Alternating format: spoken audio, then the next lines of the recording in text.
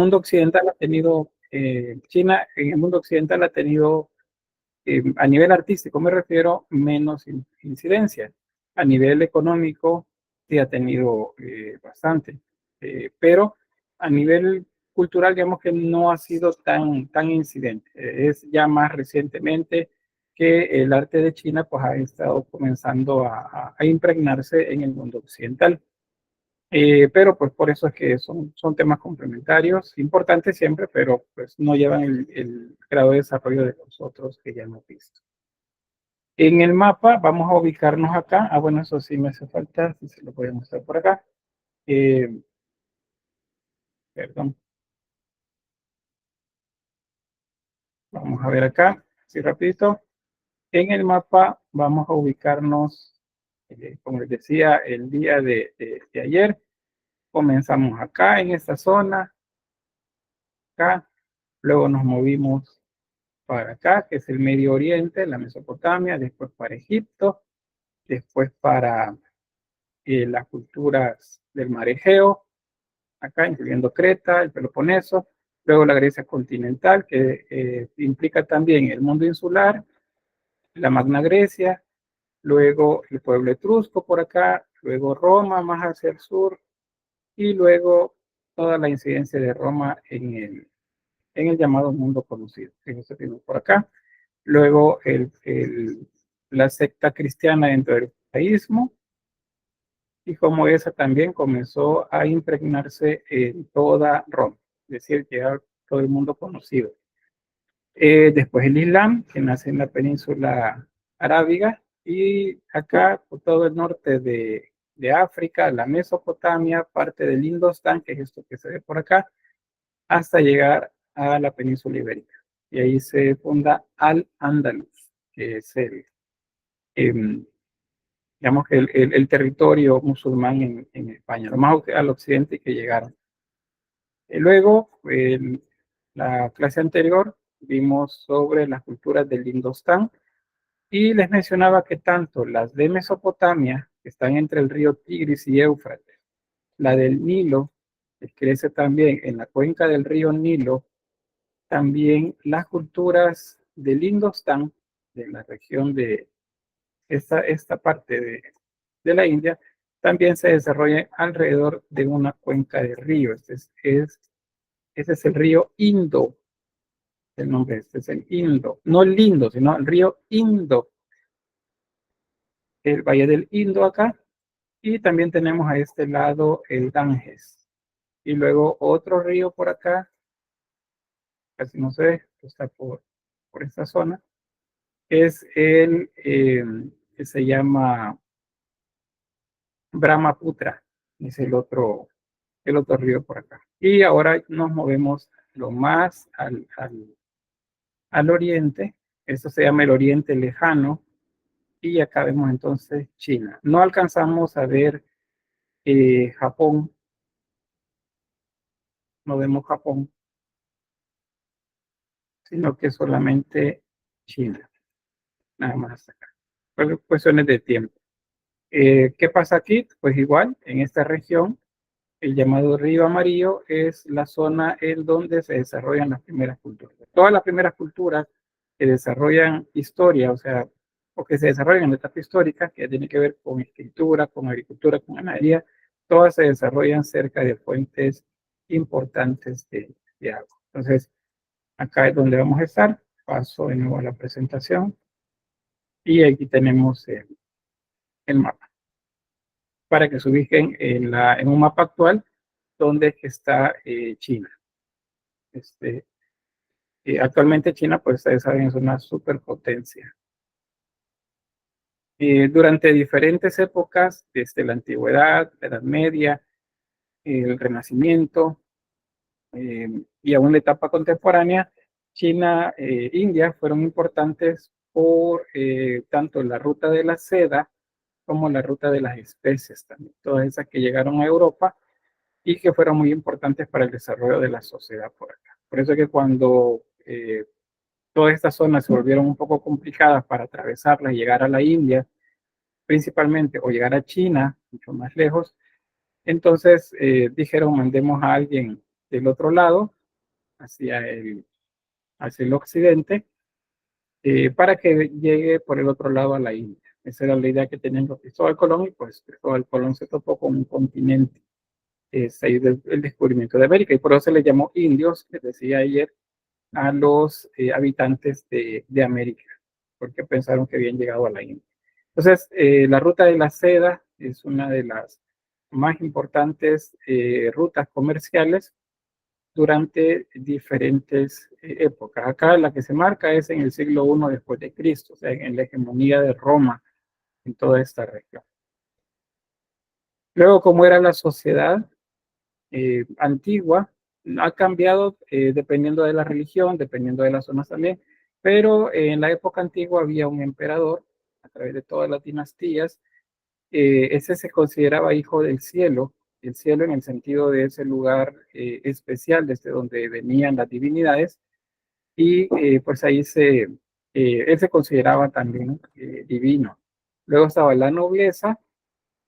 Normalmente la familia imperial estaba en este grupo, y los jefes también del imperio, los que manejaban, podríamos, en territorio a la población, para que todos le fueran obedientes al emperador. Luego los burócratas, estos son los que se encargaban de algunas funciones políticas y administrativas de territorio, porque dependiendo de la época, sí fue necesario tener estos representantes cada vez más alejados de las ciudades principales para poder garantizar el control de toda la sociedad. Luego los campesinos y comerciantes siempre son más cercanos a la base en las pirámides sociales, y aquí tenemos todos los que se dedicaban a las labores agrícolas y al comercio también, y los artesanos. Los artesanos estaban acá, los escultores, los pintores, eh, los que hacían las veces de constructores, de artesanos constructores, no arquitectos, porque la arquitectura como tal todavía no existe. O sea, el término todavía no se aplica, pero ya hacen las funciones de los arquitectos. Y los esclavos, normalmente prisioneros de guerra, aquellos que pues, de los pueblos vencidos pasaban a ser sirvientes o esclavos, más bien, de las castas superiores. ¿Preguntas acá? ¿Algún comentario?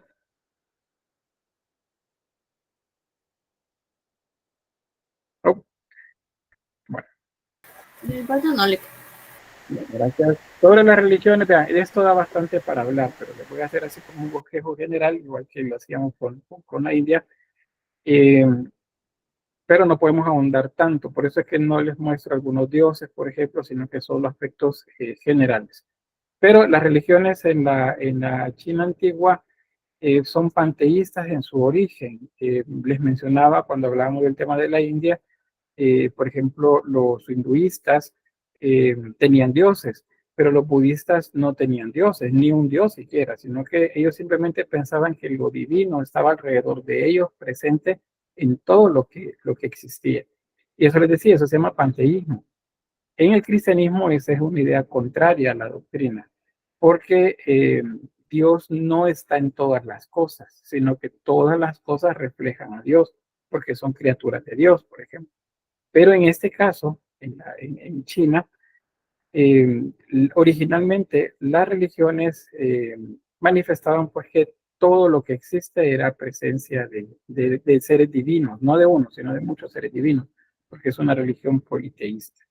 Luego, en la medida que fueron avanzando las dinastías, pues aparecen las enseñanzas de Lao Tse, aparecen luego las de Confucio, luego viene desde la India, vienen también monjes budistas que llevan el budismo también hacia la región, y aquí viene una mezcla entre la, el taoísmo, por ejemplo, que es la religión de Lao Tse, con el confucianismo, y se genera pues una versión, digamos, del budismo acá, en el que en algunas de las escuelas, como se le llama, sí hay divinidades, pero en general, les decía, en el budismo pues no se habla de dioses, sino que de entrar en una filosofía a través de la cual se entiende y se hace uno con todo lo que está alrededor. Entonces, por ahí va. Les repito, es una religión panteísta en su origen en China. Esos son los tres personajes, digamos que, bueno, ese es como más más general, porque les decía, Buda no es la persona, así como hablamos de Jesús o hablamos de Mahoma. Buda es un título. ¿Y qué significa iluminado? Decía también cuando abríamos el tema de India. Para entenderlo nosotros mejor es como que digamos santo.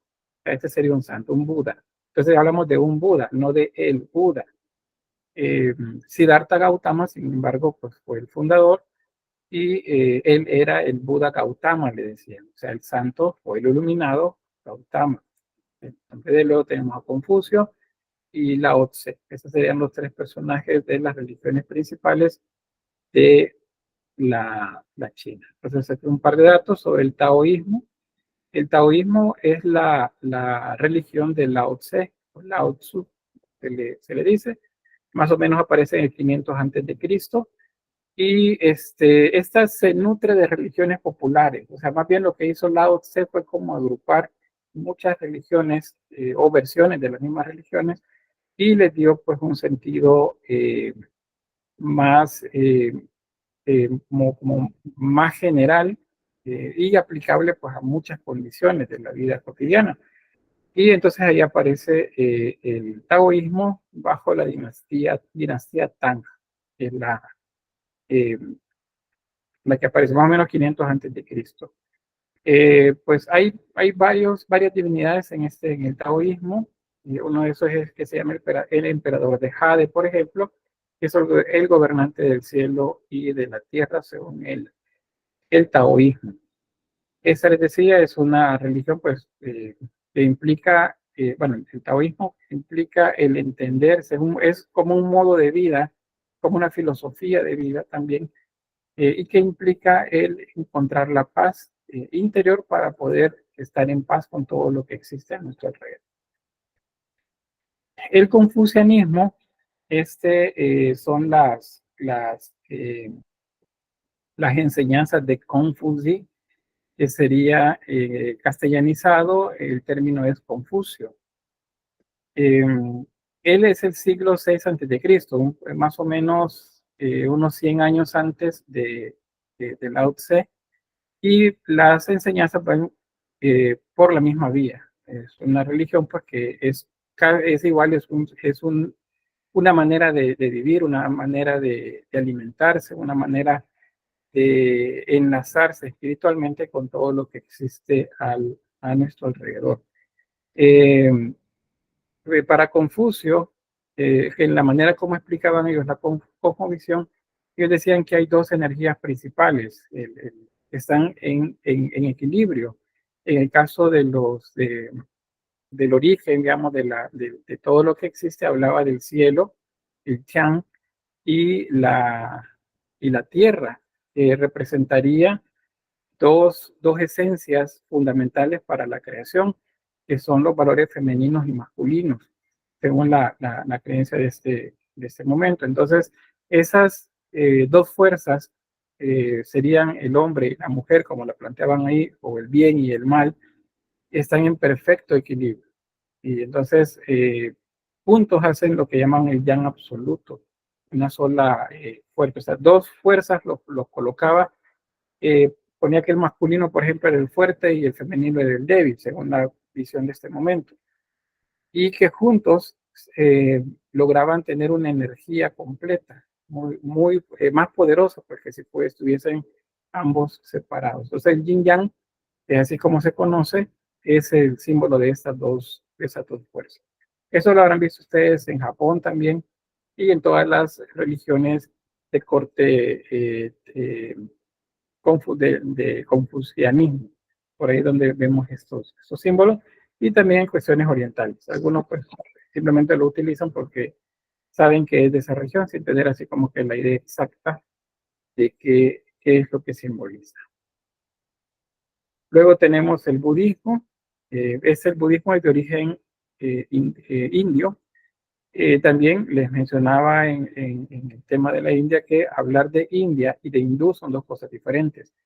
Indio es un gentilicio con con el que nombramos más bien a las personas que son del país que se le llamaba tradicionalmente India.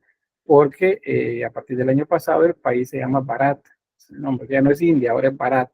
Pero digamos que todos los 100 años anteriores, eh, indio se le decía a todas las personas que eran de la India. Pero cuando decimos hindú o hinduismo o hinduista, nos estamos refiriendo a la religión hinduista. Entonces, en este caso, les decía que es una religión que viene de la India como país. Eh, Hay una versión que es una mezcla ya con las culturas chinas que se da en el norte de la India y sería al occidente de China. Ese es el Tíbet.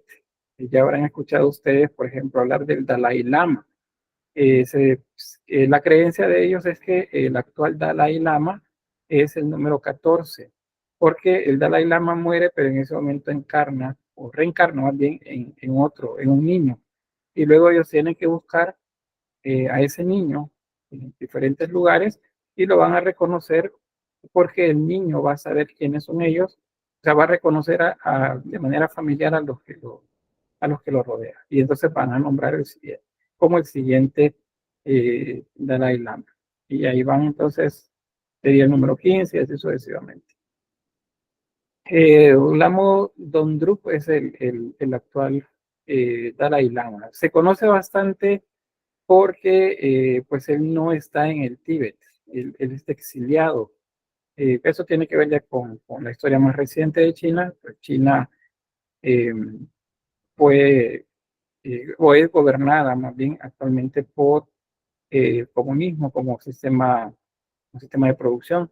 Entonces los comunistas de mediados del siglo pasado pues abolieron las religiones de manera, digamos, como ilegal. Entonces persiguieron a las religiones. Una de esas fue el budismo tibetano y entonces el Dalai Lama tuvo que irse. Por eso que el Dalai Lama está en el exilio. Bien, ahí hay como algunos datos para que ustedes los manejen luego. Es el budismo tibetano, digamos que el más cercano a la versión de la India. Y acá tiene algunas variantes que es porque se mezcla un poco con las otras religiones de acá, que son el taoísmo y el confucianismo. Dígame, Carolina. Sí, solo como duda o comentario, ¿verdad que en la parte como de los budistas o monjes así de China se destacan por la sabiduría, se podría decir, y que en el caso de ellos, o sea, como está en el cristianismo, está la oración, en el caso de ellos sería como la meditación, que es como una regla en sí para ellos que siempre están meditando, algo así. Sí, exactamente. Pero les decía, la idea es enlazar espiritualmente con todo lo que nos rodea.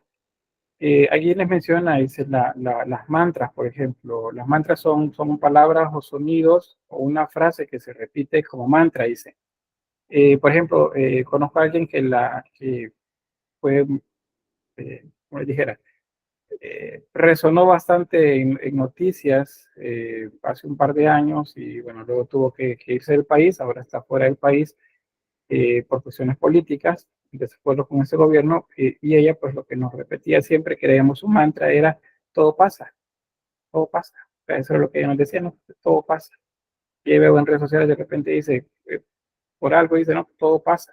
Entonces el mantra, con el mantra se enseña en nuestra conciencia a, a despojarnos pues de todo aquello que nos causa estrés o que nos causa daño a nivel espiritual, de manera que pues nos liberemos. Entonces meditación y se considera que mucha sabiduría justamente por lo mismo, por la contemplación que se hace de lo que está alrededor y la meditación aparte de la lectura que hacen ellos, porque viven apartados prácticamente, sumidos en el aprendizaje y en la meditación. Eso es. Ahí vienen también estas culturas, eh, también las llamadas artes marciales, o sea, artes de la guerra, eso significa marcial, guerra, las artes marciales, pero en su origen tienen que ver con la manera como también se maneja nuestra energía de nuestro cuerpo. Entonces ustedes tienen un mantra ahí para salir bien en el examen, que no sea solamente el om que hacen con la mano así puesta haciendo símbolos que también son como mantras.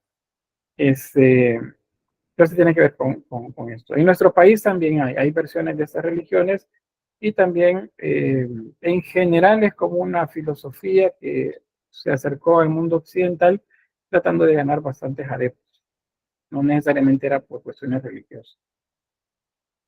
Bien, no sé si hay una pregunta hasta acá con lo de las religiones, porque no vamos a poder ahondar más sobre eso. Sin embargo, si ustedes conocen algo y tienen algún material, pues compártanlo en el grupo de Facebook.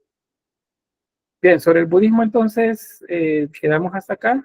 Recuérdense, las religiones son entonces el taoísmo, el confucianismo y el budismo. Son las tres religiones principales. Luego, lo de los dragones se los coloco acá porque es algo que se repite durante las diferentes etapas de- del desarrollo de la cultura china. Los dragones son versiones de las serpientes que hemos visto en el mundo occidental. Es decir, están vinculadas entonces a aspectos positivos, no aspectos negativos. Tiene que ver con la lluvia, tiene que ver con fuentes de agua, tiene que ver con los ríos. Por eso los dragones tienen esa forma así que serpentean, porque es una manera de representar los ríos. Ya lo de que si es lo que lanzan es fuego, que si lo que lanzan es agua, que hay dragones de este tipo, dragones de ese otro tipo.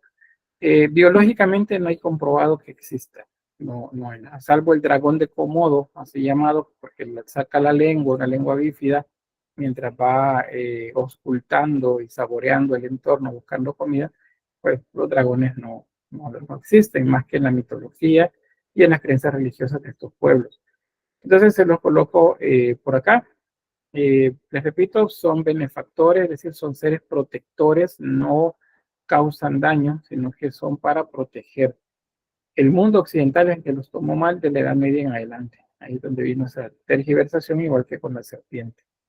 O sea, les dicen hoy la serpiente y todos tienen miedo. Y bueno, en la Biblia le dice a la serpiente, ¿verdad? Dios, pondré enemistad entre ti y la mujer, le dice. Y pareciera que se cumple, porque le dan miedo las serpientes. En general, a la mayor parte de gente les da miedo a la serpiente, pero imagínense si fuera un dragón. Y hay muchas historias que tienen que ver con eso, cómo los dragones ayudan a la humanidad. Y ahora, como parte de la filosofía también está que el bien y el mal existen, entonces también habrán algunos dragones que gobiernan algunos aspectos que no son tan positivos. No digo que sean malos, sino que gobiernan aspectos negativos. Cuando hay un evento o un momento negativo, cuando, por ejemplo, hay un deslave, hay un derrumbe, hay una erupción volcánica, esos son aspectos negativos de lo cotidiano. Entonces dicen, eso lo gobierna otro tipo de dragón. Dígame, Beth. ¿Cómo dice que los dragones son como la versión de la serpiente? Pues, de hecho, ¿verdad? Según mi conocimiento, para China el dragón y la serpiente son como complementarios. O sea, es como, son uno solo. De hecho, también en el zodiaco, estamos en 2024, es el año del dragón, y el año siguiente es el año de la serpiente, el ¿Cuántos? 2025, porque son, ajá, son como uno solo, son complementarios. Muy bien, gracias por el dato. Gracias, interesante. Entonces, entendamos acá, cuando veamos dragones, que no son cosas malas. En la cultura occidental es donde pensamos que estos elementos, estos seres son malos. Bien, aquí iniciamos ya entonces con la cronología histórica y aquí vamos a ver también algunos elementos del arte. Que acá sí habrá texto, pero se los complemento con texto y imagen. Hay dos diapositivas ahí para que ustedes las revisen, no se las voy a desarrollar acá, pero pues sí les comento que están aquí. Sobre las dinastías, desde más o menos eh, 200, no, espérenme, gracias. Sí, el 240 después de Cristo, por acá. Desde ahí la arrancamos esa cronología y llegamos pues, a la época eh, contemporánea. Luego, las dinastías. Esa es una palabra que vamos a oír repetidas veces cada vez que hablemos de China. ¿Qué es una dinastía? Entonces, es un nombre que se le da a la acción de heredar el poder tanto político, social, económico de una generación a otra, en una misma familia.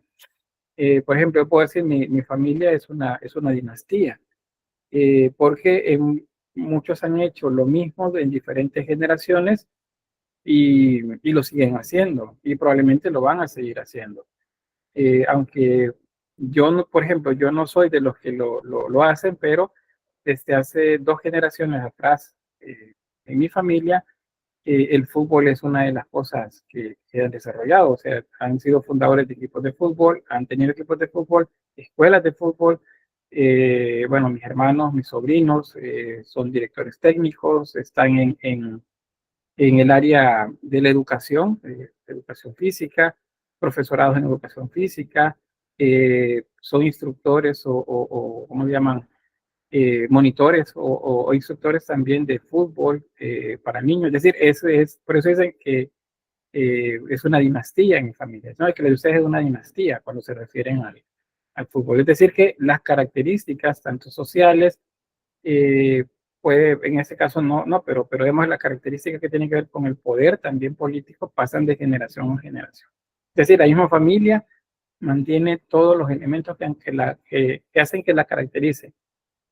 Entonces, por eso es que se habla de dinastías en China, porque es una familia que toma el poder y durante generaciones ellos son los que van a controlar ciertas regiones de China. Luego habrá una dinastía que es más poderosa y unifica a todas las demás. Y luego viene, por algún momento, pues entra en decadencia esa dinastía y entonces se fragmenta y comienzan diferentes familias, pueblos a luchar entre ellos para ver quién va a dominar. De repente una de ellas domina y aparece otra dinastía.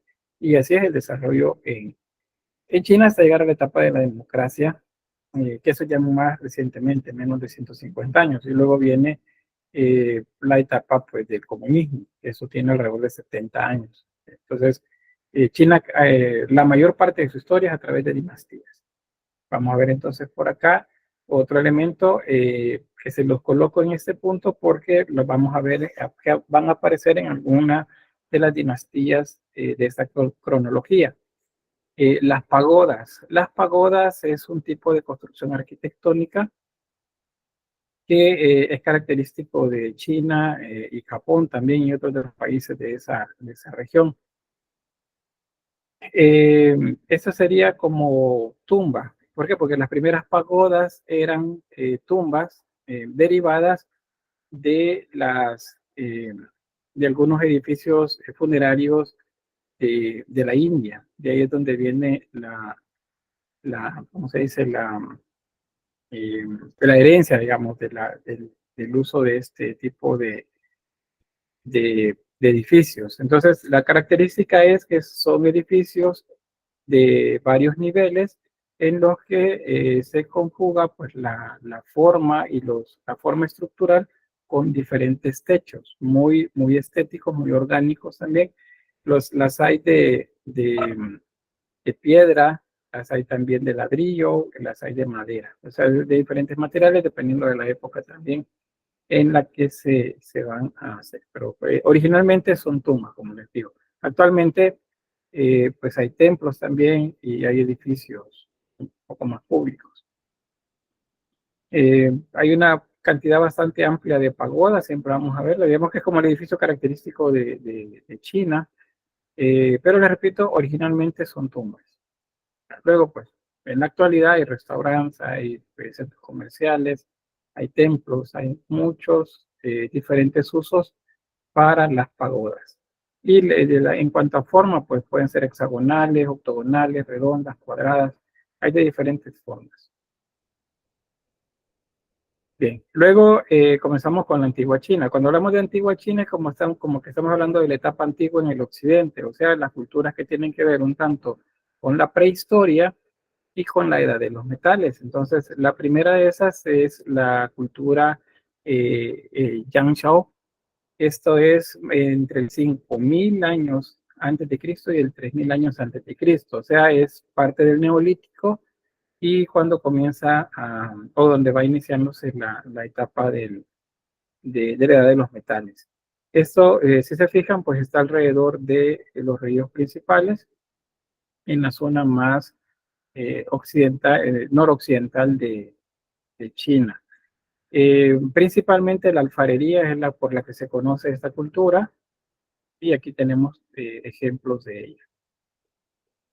Estas se hacían más bien con técnicas de rollo, o sea, son modeladas, estas no se trabajan en molde o torno, eran modeladas y pues van con diferentes decoraciones. Normalmente decoraciones geométricas o decoraciones esquemáticas, perdón, como la observan acá. Estaría entonces la Yanshao.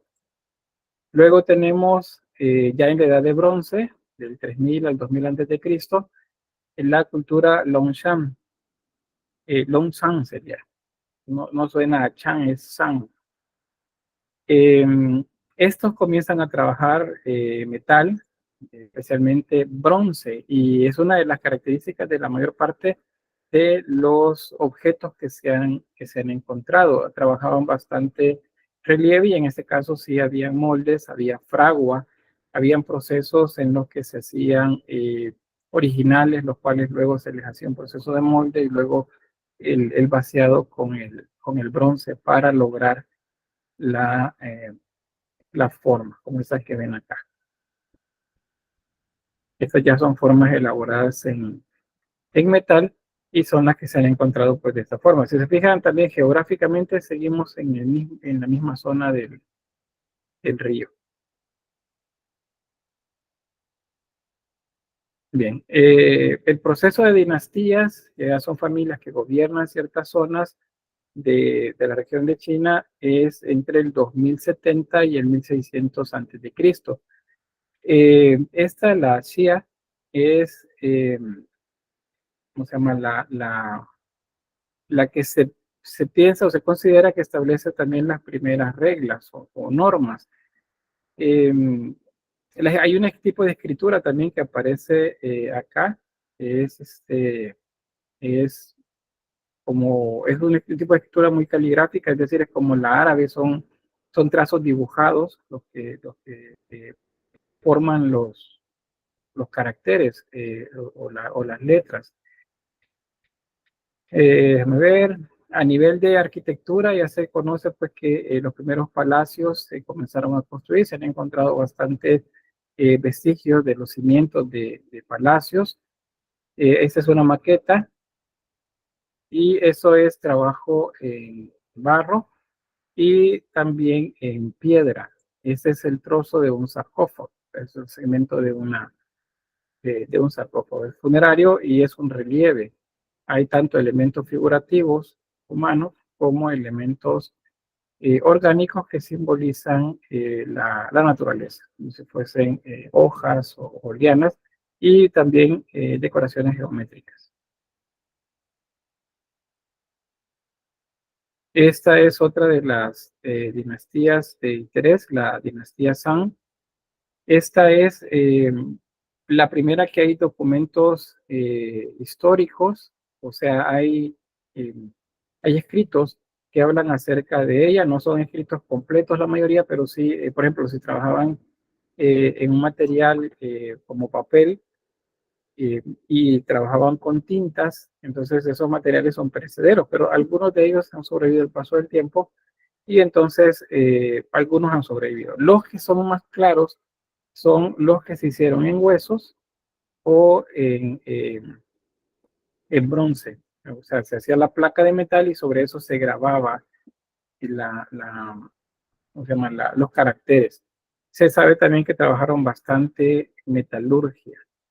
Vean, cuando hablamos de esta, por ejemplo, déjenme ver acá, la primera, la que desarrollaba los primeros elementos en metal, en Mesopotamia, la cultura sumeria estaba ya en apogeo y ya había escritura en aquel lugar. Egipto para esa etapa también estaba ya en desarrollo y era una cultura bastante grande. También en Mohenjo-Daro y Harappa, que son las ciudades a lo largo importantes a lo largo del Valle del Indo, en la región de India, también ya estaban desarrollándose para esta época. Entonces, con esta dinastía se han encontrado estos caracteres.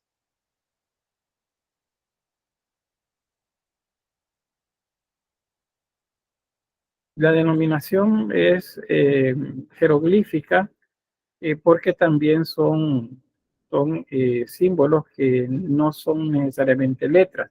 Lo de las letras va a ir apareciendo como caracteres, como les mencionaba, a lo largo del desarrollo de la misma escritura. Entonces, esto es como lo primero que se encuentra, que es un texto eh, reconocible. Y estas son esculturas o trabajo en metal, bronces, que se realizaba en una vasija, por ejemplo. Vean todo lo intrincado de la decoración. Ya para esta época, eh, el tipo de trabajo que se hacía era bastante minucioso. Trabajo como muy delicado. Aunque nos parezcan todavía rígidas las formas, por ejemplo, en este caso un tigre, eh, pues ya hay bastante habilidad para el desarrollo de estas formas. Luego la dinastía Zhou, esta eh, tiene que ver con una fragmentación de las culturas que existían en el momento. Se le denomina también la etapa de los reinos combatientes porque es como si no logra la dinastía Zhou no logra controlar todo el territorio. Entonces hay algunas otras familias o grupos que quieren tomar el control. Entonces hay pequeñas guerras en diferentes partes de la región tratando de tomar el control. Por eso de primaveras y otoños se refieren a momentos de paz y desarrollo con otros de guerra y de incertidumbre. Eso es a lo que se refiere esto de periodos de primaveras y otoños. Y se le denomina así de los reinos combatientes. Se encuentran de esto bastantes armas, especialmente espadas, dagas, en algunos casos escudos también, y como yelmos o cascos. Pero también sigue el desarrollo de la metalurgia también para objetos.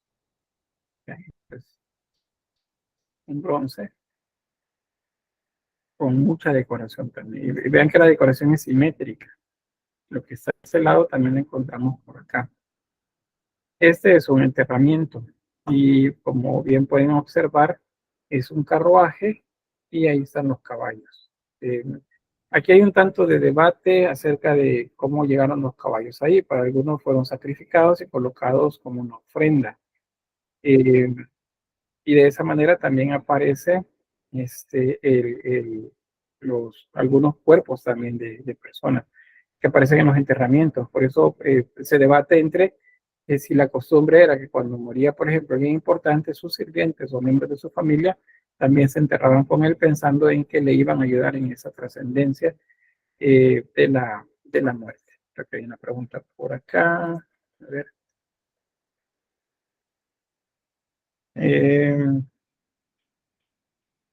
Carolina dice, el barro negro es lo mismo que ocuparon en Mesopotamia. No recuerdo si era manganeso la palabra. No. Para hacerlo negro lo que utilizan es una técnica, y no es en Mesopotamia, lo utilizan en Etruria, con el buquero negro, y lo ocupa también en las islas del archipiélago Egeo, Creta, por ejemplo. Y en Grecia lo utilizan también para hacer ese efecto de la cerámica de las figuras negras sobre fondos rojos o figuras rojas sobre fondos negros. Eso es más bien una técnica de quema en la que, pues, luego de llegar a cierta temperatura, se apaga el fuego y cuando comience a echar humo se cierra, se sella, para que el humo no se salga. Entonces ya con el humo dentro, pues el horno queda ahí hasta que se enfría y cuando lo abren, lo limpian, lavan la pieza y la pieza quedó completamente negra porque absorbió el color. Acá hay una técnica bastante similar. Básicamente, siempre por el mismo principio de quitarle el oxígeno al proceso de quema para que el humo se impregne en las piezas. Bueno, las espadas les mostré de detalle, esas de acá. Entonces, eso es porque era un periodo de guerra. Pues la situación no la controló la dinastía anterior, y entonces pues diversas dinastías pequeñas comenzaron a tratar de tener el control de toda la región. Entonces aparece la llamada etapa o periodo de los reinos combatientes. Esto va del 475 al 221 a.C. En este caso, hay una guerra, digamos, declarada entre varios de estos reinos, tratando de hacerse del control. Es decir, aquí está la dinastía Zhao, Yang, Yi, Wei, Han, Shu, Qin. Al final de esto, la Qin es la que va a terminar por controlar, pues, digamos, todo el territorio. Es el que luego de esta etapa, pues, unifica. Pero bien, vamos a ver qué es lo que se hizo acá. Dado que es una etapa, igual que la anterior, eh, de mucha inestabilidad por las guerras, entonces es común ese tipo de representaciones que son siempre bélicas. La lucha, por ejemplo, entre el bien y el mal, o la lucha entre eh, guerreros y enemigos.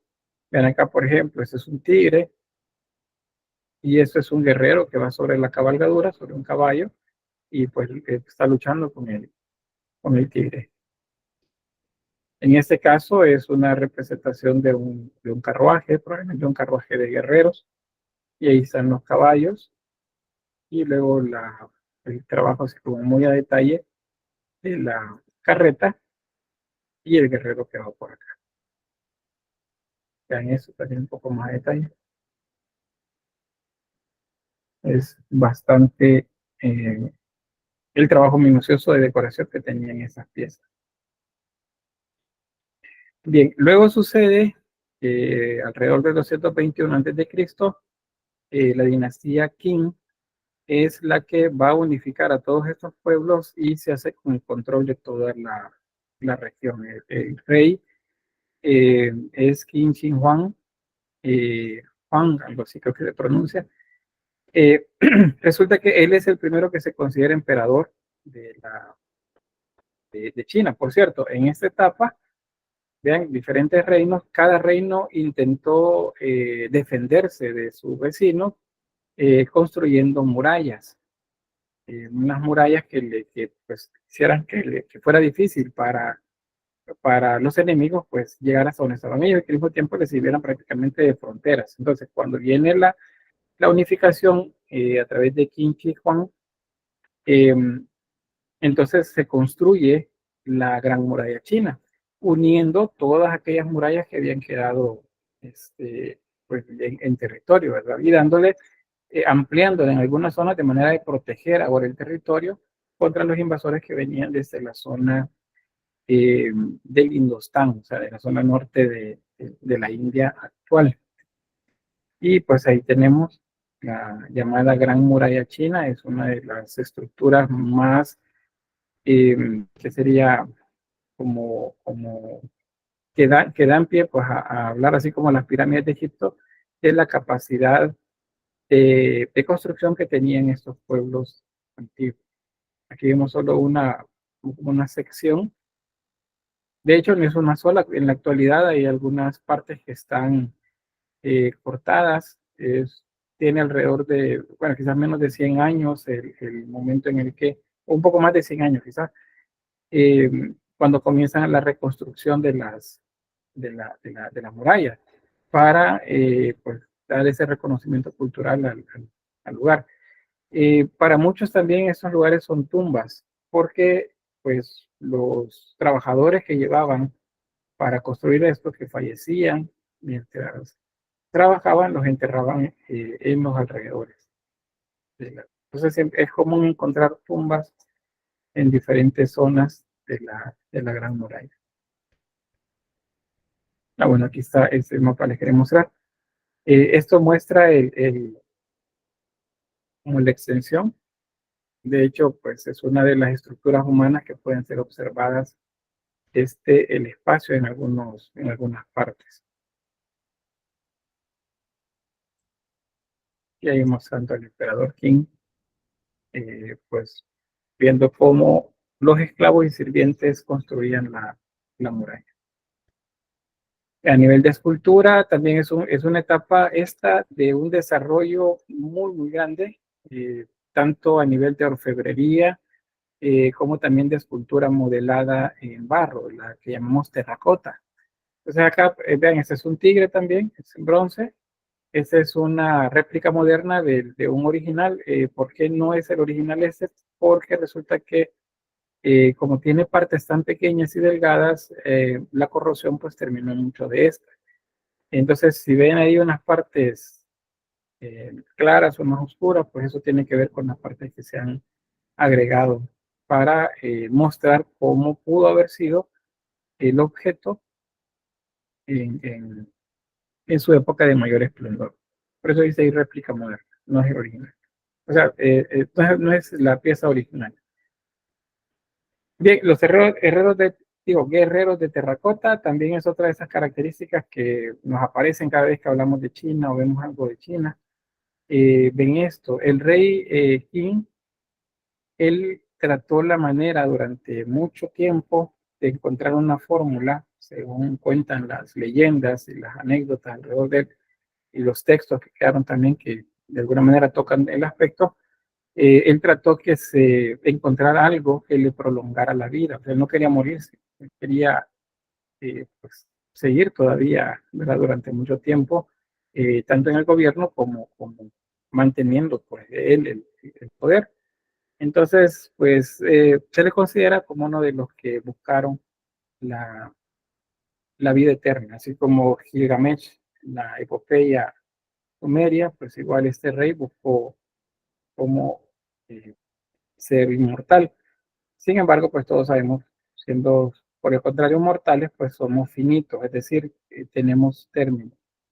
Y nos dejó pues esta esplendorosa tumba que vemos por acá. Eh, Hay un dato interesante y es que a pesar que veamos las figuras tal cual están ahí, con un color tierra o llenas de polvo, en su origen eran completamente policromados. De hecho, en algunas de ellas todavía se puede ver la policromía bastante completa.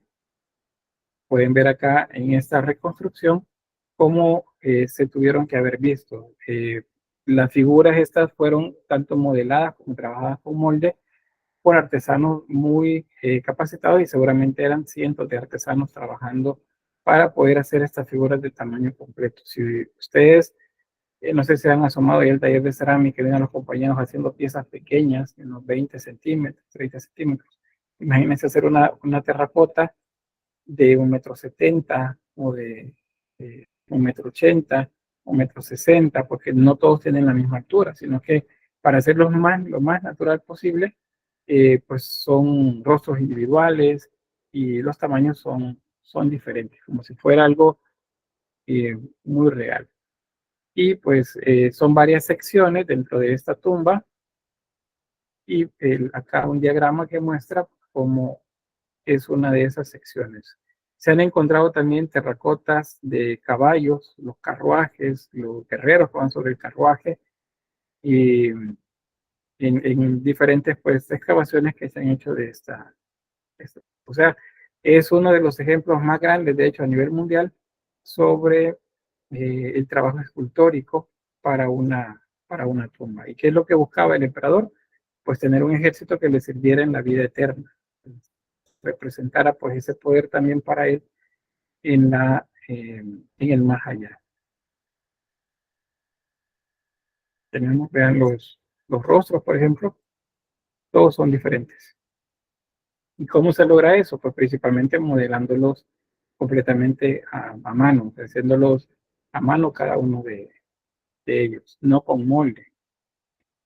Y por eso todos son diferentes.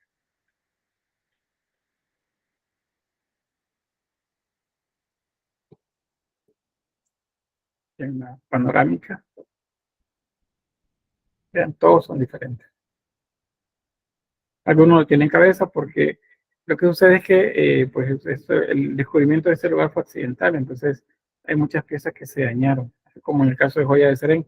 Un tractor iba pasando y cortó un pedazo de la estructura y luego le pareció raro que en medio de la tierra blanca estuvieran unas marcas, como si fuera una pared. Entonces llamó a los supervisores y pues resulta que estos notificaron lo que había ahí y resulta que son casas las que encontró en el corte que hizo el tractor de la estructura. Entonces acá igual, bueno, se dañó la estructura, lo que quería llegar en nuestro país, igual acá, pues algunas de esas ya no están completas, pero la mayoría sí. Ah, bueno, la imagen superior, aquí, cómo les hacen el tratamiento de consolidación y de reconstrucción también. Eso, cada sección que ven ahí tiene como grietas porque todas las piezas estaban quebradas. Entonces estas las han ido reconstruyendo hasta darles la forma, vean el tamaño. Es un poco bastante grande. Entonces acuérdense, esta es la dinastía Qing. En cuanto a la pintura, también es un momento de gran desarrollo. La pintura china, especialmente ya de esta época, nos remite igual a la idea de la tranquilidad, de la paz, del descanso, de la esperanza, o sea, todos valores positivos que ayudan a encontrarse con esa paz espiritual. Entonces, aparte de la parte del paisaje, se agrega un elemento que se llama caligráfico. Entonces, la pintura es, por ejemplo, en este caso, si me la describen en el examen, me tienen que decir que es una pintura que juntan los trazos de color, con tinta, por ejemplo, y la caligrafía. Muchos de estos son poemas, son descripciones que complementan el paisaje que se está observando. Bueno, en el video que les puse al principio, vieron que aparece un pintor, ¿verdad? Está trabajando con tinta china. No sé si ustedes creo que en el dibujo 2, es que no en el 3, van a trabajar con tinta. Es algo bastante delicado, pero queda resultados bastante agradables. Bien, otra pintura. Esta también tiene caligrafía.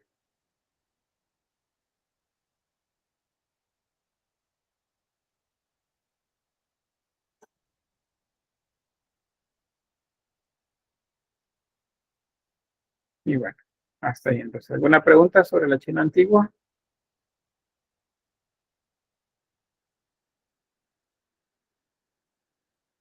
¿No? ¿Todo bien? Todo bien, Lee. Todo bien, licenciado. Espero que sí, ¿verdad? A este punto, por cierto, ya en China ya han llegado las religiones, ¿verdad? Ya están las que hablábamos al principio. Dígame si vi que hay una hermana. No,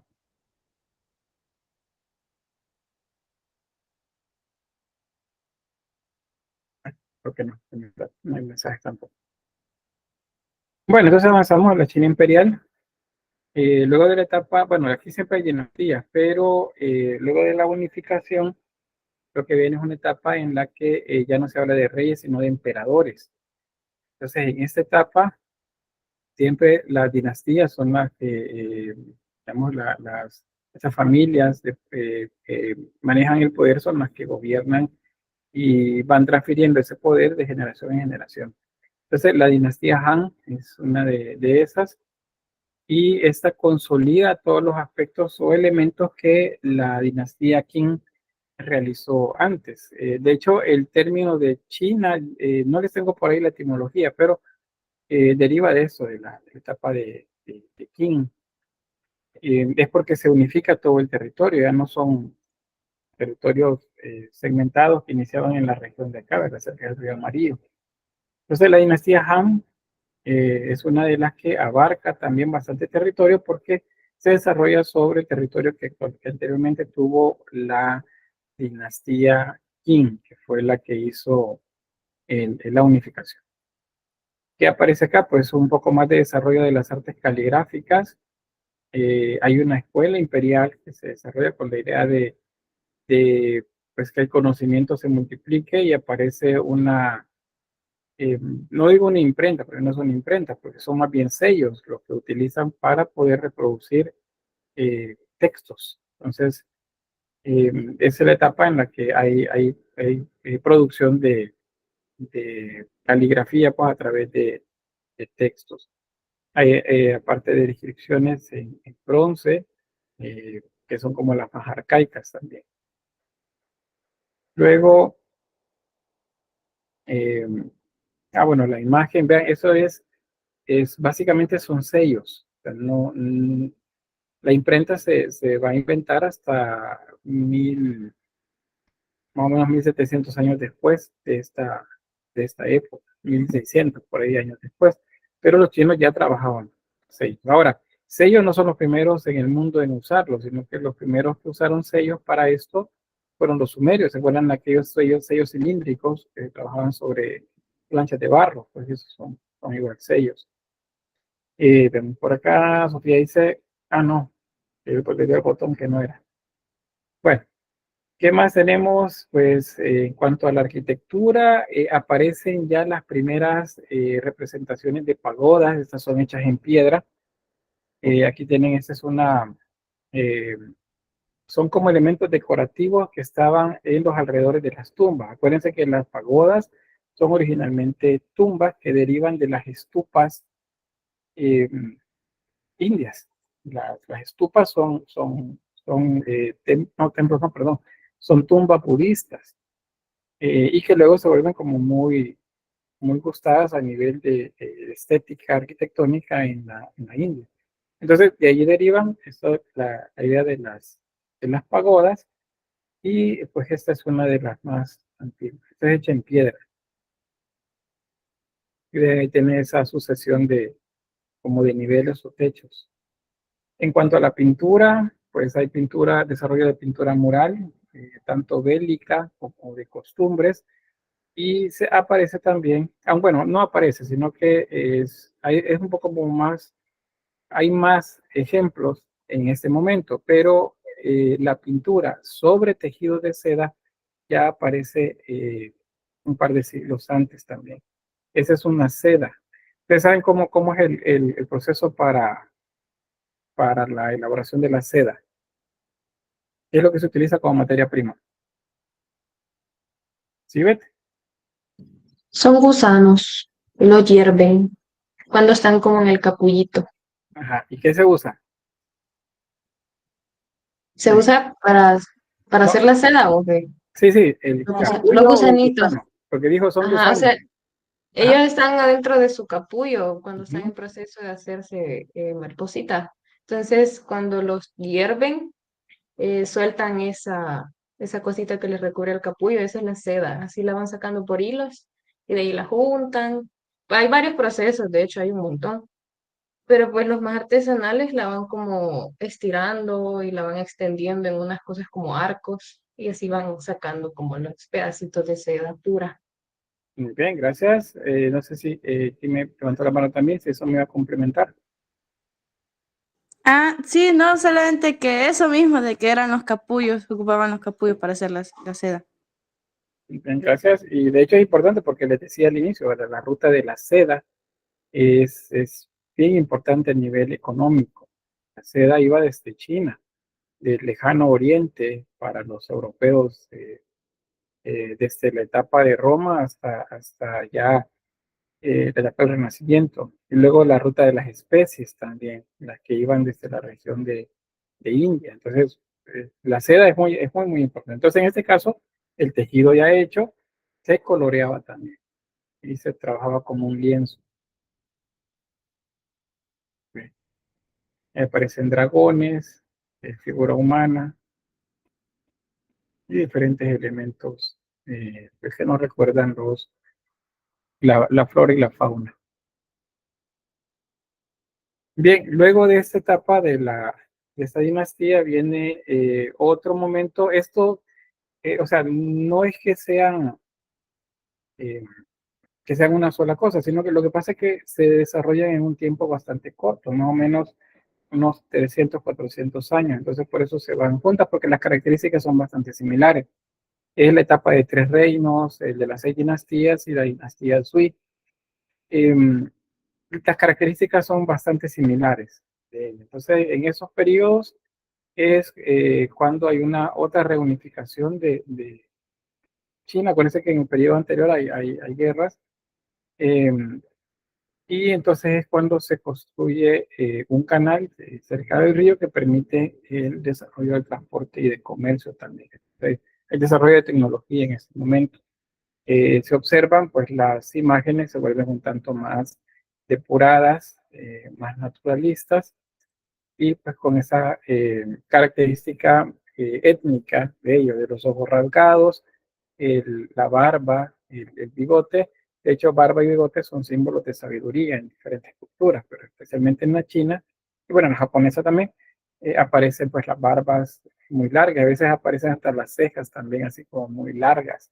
No sé si en la vida real pues alguien podrá tener las cejas así de largas, pero pues en las representaciones que hacen, sí lo hacen de esa manera. ¿Vean? Son un grupo de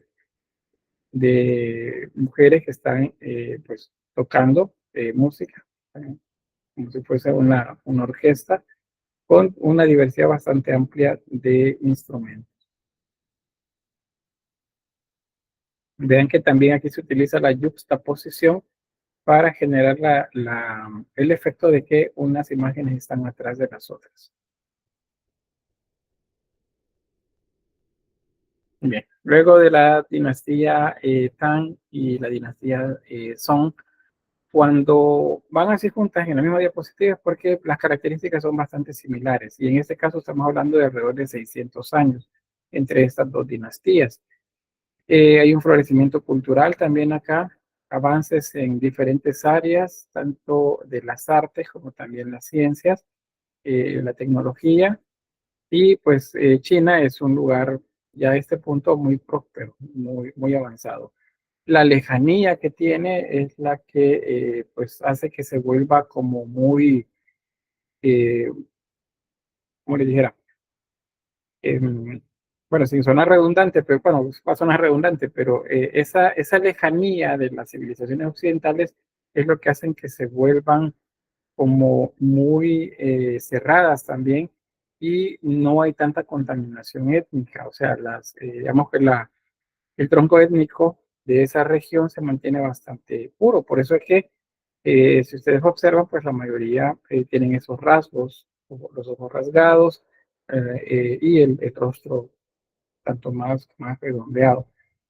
También tienen una manera particular de vestirse y de peinarse. O sea, todo eso es algo que denota la cultura de ellos.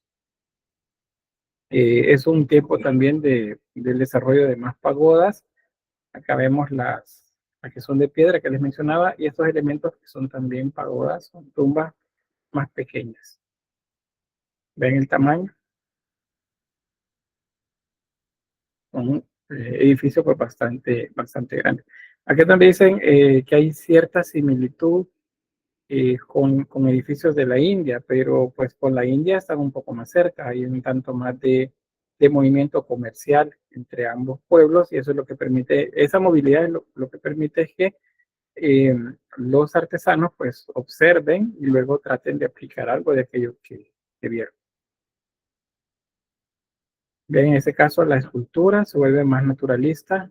Este es un caballo tallado, no encontré el material de esta talla. Además tiene agregada una cola más naturalista. Este sí es cerámica, es un tipo de cerámica esmaltada. Y vean, yo tuve la oportunidad en un museo de ver cerámica de este periodo, de la etapa imperial de China, y pues es como que muy increíble. Pues yo que conozco un poco de la parte cerámica, el nivel que tenían de técnica y de tecnología para lograr fundir a temperaturas bastante altas los materiales que tenían. Y a nivel estético también cómo se aplicaban la forma. Aquí en nuestro país lamentablemente hay poco de esto. Más allá de lo que podemos encontrar en libros, verlo es raro. A veces vienen algunas exhibiciones a nuestro país, pero son muy escasas. Igual, si vinieran algunas, ustedes traten de aprovechar cuando vean algo de la India, de China, Japón. Hay que tratar de acercarnos porque pues, son culturas que no tenemos tanto conocimiento cerca. Ah, bueno, estoy dejando fuera también ahí el Islam, el arte islámico. Pero volviendo acá, estas son piezas entonces que algunas se moldean, otras se modelan. ¿Cuál es la diferencia entre moldear y modelar? Para moldear yo necesito una herramienta que es el molde. El molde, yo hago primero el objeto, luego le saco un molde, y luego con ese molde yo puedo multiplicarlo, puedo hacer muchas copias. Eso es moldeo a presión, moldeo por vaciado. Y una vez la pieza está seca, ya luego que fue moldeada y probablemente se le agregaron detalles modelado, o sea, lo que se trabaja con las manos. El modelado es realizar desde cero, a través de movimientos de los dedos y manos, ir unificando el barro hasta generar la forma. Cada pieza, entonces, a través del modelado es única. Es otra diferencia con el moldeo. El moldeo pueden sacar muchas piezas, pero con el modelado solo pueden sacar una. Pueden, si quieren, tratar de imitarla, pero nunca les van a salir dos iguales. Con el moldeo sí se puede.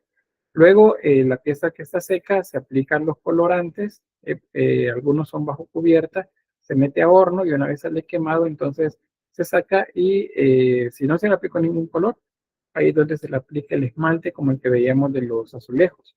Se mete otra vez a horno y entonces ese esmalte se funde y ahí nos da ya esos colores, ¿no? Como muy estéticos, el tipo de color, por la manera como se une al barro. Hay otro, ese barro, pero hay otro material que se llama porcelana y también lo utilizan esta cultura. Ustedes habrán escuchado en nuestro país que dicen alcanzarme el plato de China. No, esa es una vajilla de China, dice. Dicen China por decir el material, cuando realmente no estamos refiriendo a la procedencia. A veces ni siquiera es de China el lugar, perdón, la pieza. Pero se refiere a porcelana, ese es el término correcto. No es cuando decimos alcánzame el plato de China, lo correcto sería alcánzame el plato de porcelana, porque es porcelana la que se utiliza. Bien, ya en lo que corresponde para nuestra cultura occidental a la etapa en la que se está saliendo de la Edad Media, en China está en un momento pues, de esplendor, la etapa esta. La dinastía Yuan y la dinastía Ming son las diferentes. Esta es diferente ¿cómo se llama? En cuanto a que pues el territorio es unificado. Y acá muchos historiadores dicen que es la etapa de oro, es en la época de oro de China por el desarrollo cultural y tecnológico que tienen. La, ¿cómo se llama eso? La tecnología también de navegación mejora bastante y se vuelven pues también de mucho expedición marítima. Aquí más ejemplos. Es las pagodas, otra vez, el trabajo siempre de pintura sobre seda. Y si se fijan, esta es una representación de dos divinidades que nos recuerdan las divinidades hindúes. El hinduismo también tiene influencias en la religión china, por eso les mencionaba, era cuando hablamos del taoísmo, o del confucianismo, del budismo. Pues algunos elementos también van a China y por eso muchas divinidades se parecen. Solo tienen esa característica étnica de los ojos así como muy rasgados, delgaditos, y el pelo escaso, porque no tienen, digamos, como abundantes, salvo los que se muestran como ancianos, sí tienen barbas amplias, pero el resto no, es como más delgado. Esas son características étnicas. Luego, esta es la que correspondería, es el desarrollo de la Edad Media hasta la etapa contemporánea nuestra. La dinastía Qing va del 1644 después de Cristo a 1912. Y es la última dinastía de la etapa de los imperios en China. Es un momento de aislamiento, digamos, cultural, también un poco de declive en cuanto al desarrollo de, digamos, de más tecnología o de más aspectos culturales. Eh, Hay influencia también de pueblos invasores, los mogoles, por ejemplo, siguen asediando por acá, en esta zona. Eh, Tratan de hacer incursiones también, culturas influenciadas por el Islam. Entonces, todo eso hace que se llegue un momento, como vemos, de estancamiento en el desarrollo artístico, hasta que pues todo el imperio colapsa y en ese momento, que sería alrededor de 1912, se funda una etapa diferente, la llamada República. Ahora, ¿qué sucede en esta dinastía, en la dinastía Qing? Vean que es diferente. La que unificó el reino, donde aparecen los soldados de terracota, es Qing sin G al final. Esta es Qing, o sea, lleva una G al final. No la deben confundir, son dos diferentes. Este es más reciente. Y es en esta etapa que se construye la llamada ciudad prohibida. Eh, es uno de los lugares emblemáticos en Beijing, si mal no recuerdo dónde está. Pues es un complejo de orden palacial, o sea, es un palacio que tiene tanto murallas como también estanques de protección. Estanque, por ejemplo, de 6 metros de profundidad, aparte de unos muros de 7 metros de altura. Y adentro de todo eso, pues, todo estaba encerrado. Por eso le llaman la ciudad prohibida, porque no cualquiera podía estar en ese lugar. Actualmente tratan de mantenerlo de esa forma. Sin embargo, pues, acuérdense, el mundo occidental, el capitalismo, pues entra por todas partes y a pesar que China actualmente es comunista, pues está abierta al comercio. Desde hace unos poco más de 30 años, que 40 años, se abrió más al comercio.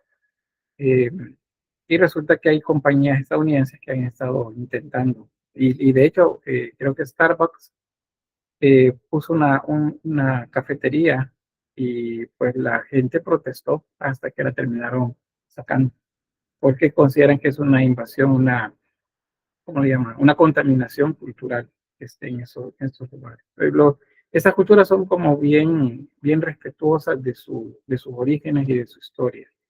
Ahí tenemos otros ejemplos, ya tanto más contemporáneo, el color, eh, y los materiales también con los que se trabajan estas construcciones arquitectónicas.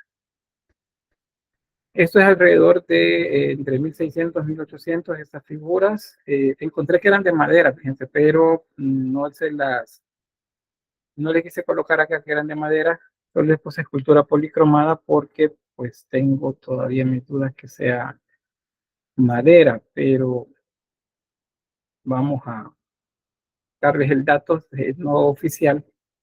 En todo caso, las diferentes dinastías, durante las diferentes dinastías, los artesanos sí trabajaron madera policromada, también trabajaron, acuérdense, bronce, trabajaron piedra y trabajaron porcelana, que es un tipo de cerámica.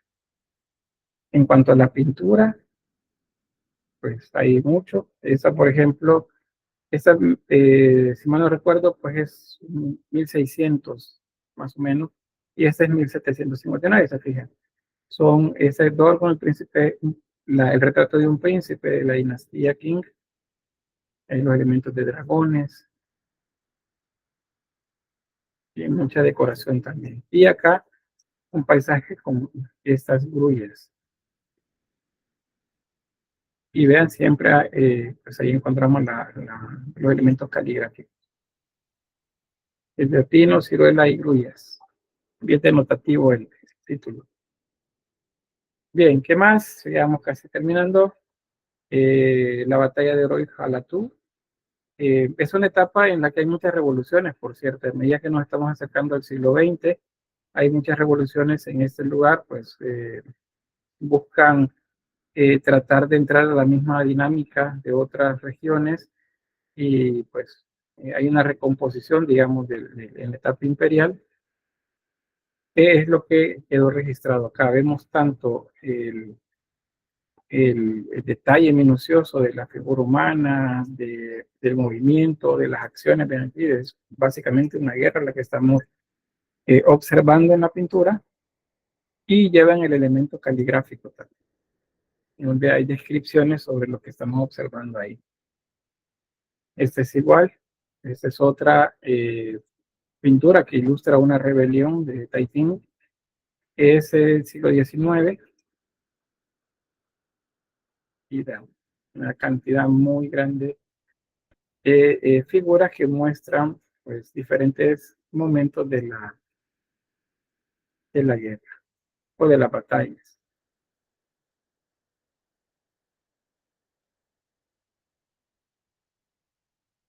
Y bueno, ahí llegamos a la China moderna. De esto, pues ya solamente como nivel de complemento, la República de China, o sea, la etapa imperial se termina en 1912, ahí es donde aparece la República. Recordémonos que del siglo XIX en adelante, el mundo occidental, incluyendo ya América, entran a esa etapa en la que se comienzan a luchar en contra de las colonias que habían dominado, la colonia española, la portuguesa, la inglesa, la francesa. Ellos están en diferentes partes del mundo, no que solo están en América. España, por ejemplo, estaba en África también. Portugal estaba en diferentes regiones del mundo también. Inglaterra estaba en la región de Oceanía también. Australia sería el caso. Igual Japón, China, pues no son, y los países pequeños o regiones pequeñas cercanas no son ajenas también a esto.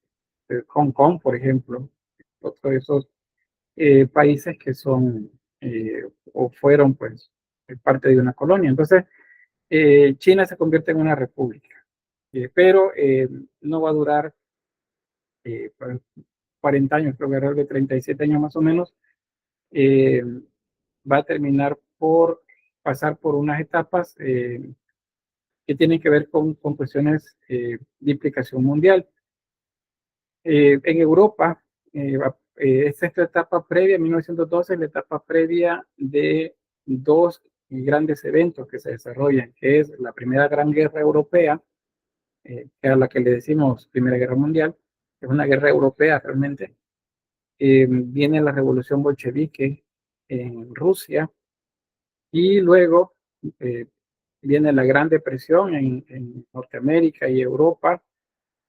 Luego viene otra vez tambores de guerra, y viene la Segunda Gran Guerra Europea, la Segunda Guerra Mundial, como se le conoce. Y entonces al finalizar la guerra, es 1948-49, resulta que hay reivindicaciones sociales que no habían sido atendidas y que caen, pues, digamos, en un punto de cultivo en el que hay líderes, hay caudillos que siguen los preceptos determinados por otros caudillos en otros lugares, y la incidencia pues de la Revolución Rusa llega también a esta región y en otras partes del mundo y Europa. Ahí es donde pues aparece la llamada República Popular de China. Este es es a partir de la victoria de los comunistas en la región. Entonces, la República Popular de China, que es la que actualmente existe. China es comunista, es el único país comunista en esa región. O no, no es el único, pero digamos que es el más importante en la región, y luego de ciertos acomodos que hicieron a finales del siglo pasado, pues hizo una mezcla de algunos aspectos económicos que le permitieron convertirse actualmente en una potencia mundial a nivel de comercio. Hasta Estados Unidos pues le debe dinero a China, y por eso como muchos no le quieren pagar a los que les deben pagar, entonces la mejor manera es pelearse. Entonces Estados Unidos dice, no, miren, no quiero que hagan negocios con China, no tengan relaciones diplomáticas con China, porque son comunistas. pero ellos tienen relaciones comerciales con China desde 1979, pero no quieren que el resto del país estén. Por el contrario, querían que se reconociera Taiwán. Ustedes saben que Taiwán, China no la reconoce como república. Y muchos países, en esas organizaciones internacionales, tampoco reconocen a Taiwán. Eso hay una dinámica por ahí a nivel política que no viene a la clase, pero que es interesante que ustedes conozcan. Es lo que se desarrolla en estas dos porciones pues, de la misma región, China y Taiwán. Así es que, pues, ¿qué viene para ellos? Pues un tipo diferente de sistema económico. El comunismo es contrario al capitalismo, que es lo que vemos nosotros por acá, y donde el proletariado o el trabajador pues es reivindicado. Y se reivindican pues las ideas de Marx, de Stalin y otros personajes por ahí. Luego vino la Guerra Fría y pues llegamos por acá, pero eso no lo vamos a ver acá en la clase, al menos no a detalle en la historia 1. Eso, algo de eso se va a ver en la historia 2. Así que me quedo hasta acá y pues terminamos eso oficialmente, Historia del Arte 1. Voy a detener la grabación en este momento